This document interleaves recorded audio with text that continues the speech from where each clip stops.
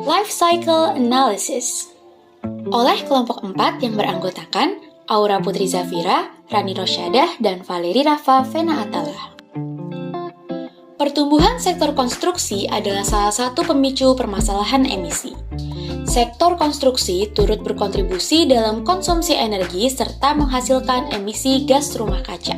Di Indonesia, penelitian yang berhubungan dengan konsumsi energi dan emisi gas rumah kaca masih sangat minim, khususnya dalam bidang konstruksi. Oleh karena itu, tiap-tiap industri terutama yang bergerak di bidang konstruksi perlu menerapkan prinsip-prinsip life cycle analysis atau analisis daur hidup.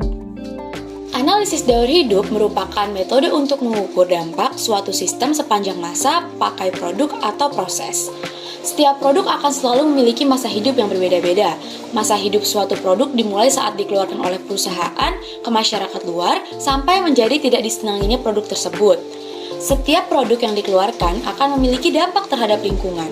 Oleh karena itu, perlu adanya analisis lebih lanjut mengenai dampak dari siklus kehidupan produk tersebut.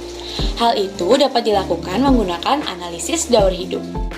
Konsep dan teknik LCA yaitu memberikan kerangka yang baik untuk mengevaluasi strategi pengelolaan sampah bagi perencana dan pengambil keputusan bidang persampahan. Dimulai dari ekstraksi sumber daya, lalu melalui proses produksi dan penggunaan produk, dan daur ulang atau pembuangan akhir.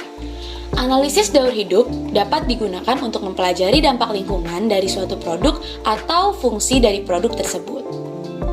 Life Cycle Analysis dikenal juga dengan sebutan Life Cycle Assessment, Life Cycle Approach, Cradle-to-Grave Analysis, dan Ecobalance.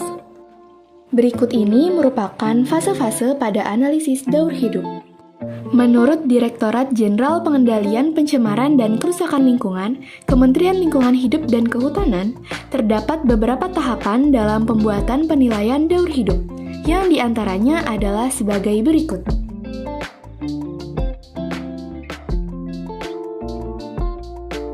Pada industri pembuatan atap seng, limbah seng seringkali mencemari lingkungan, dan jika limbahnya tidak tertangani dengan baik, maka limbah tersebut akan berdampak pada manusia, hewan, dan tumbuhan. Ion ZN bebas dalam larutan bersifat sangat toksik bagi tanaman, hewan invertebrata, dan ikan. Selain itu, inhalasi debu ZN oksida juga bisa mengakibatkan metal iuma fever. Pencemaran air oleh limbah seng juga akan sangat berbahaya apabila mencemari air sungai, mengingat masih banyak masyarakat Indonesia yang menggunakan aliran sungai untuk minum, mandi, dan mencuci. Seng ZN merupakan unsur umum di alam yang termasuk ke dalam golongan unsur hara mikro, yaitu unsur hara yang diperlukan dalam jumlah yang sedikit. Seng merupakan logam putih kebiruan berkilau yang cukup reaktif apabila bereaksi dengan oksigen dan merupakan jenis logam yang tidak mudah teruraikan di udara. Seng banyak digunakan dalam bidang konstruksi atap sebagai pengganti genteng dan asbes. Tujuan dari LCA pada industri pembuatan atap seng ini adalah untuk mengidentifikasi serta memperkirakan dampak lingkungan yang berhubungan dengan pengambilan raw material, produksi dan distribusi atap seng, cradle to grave. Proses pembuatannya terdiri atas pre-alloy, melting, casting, rolling, coiling, stretching and cutting, dan pre-weathering.